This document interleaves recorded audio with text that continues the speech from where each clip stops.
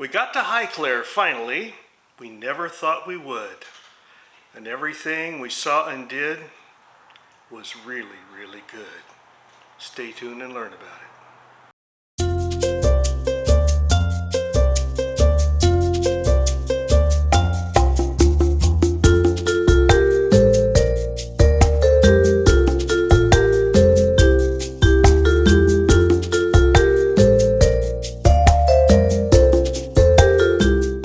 Welcome back to My Travel Window, where we help you go as far as you can while you still can.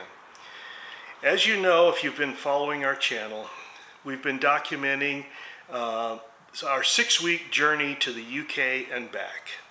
We're now 4 weeks into the trip, and today we come to the location that was the planning point around which the entire trip was envisioned.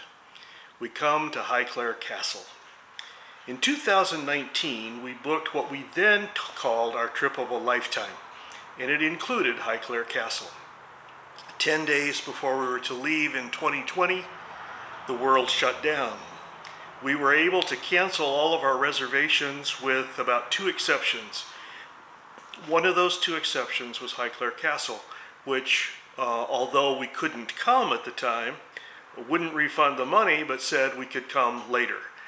And so we put it off and we put it off, and now we're almost 3 years after the fact.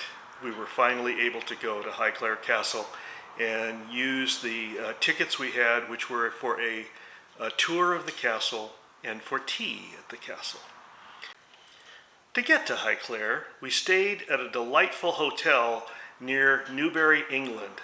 Hare and Hounds is patterned after an English hunting lodge and was far away the best hotel of the entire trip.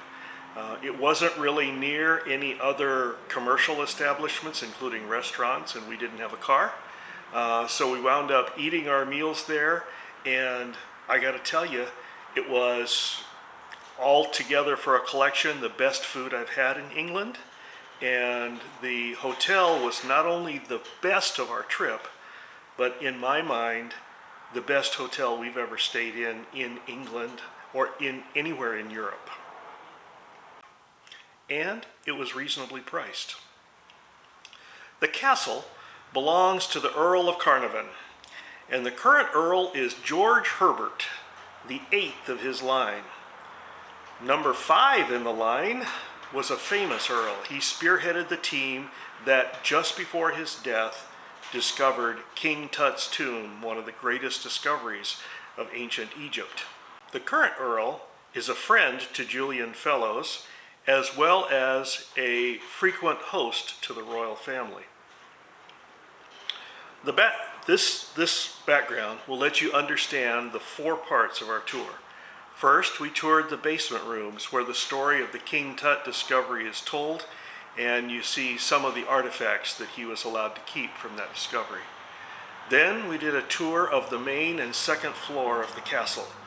Each of the rooms was used in Downton Abbey, and as you toured each room, there's a display showing scenes from Downton so that you can see how it was actually used in the series.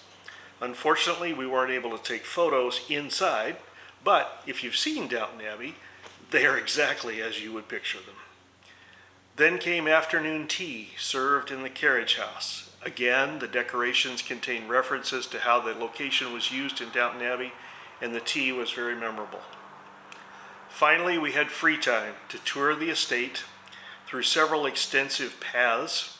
They led through different landmarks. One of them is a small Greek temple, which is visible from the house, a replica of an ancient Greek temple. There's a statue located to World War II fighter pilots. There are several gorgeous English-style gardens. Along the way, we even caught a couple of glimpses of Lady Carnarvon, who was directing the staff and looking for all the world just like anyone else visiting for the day.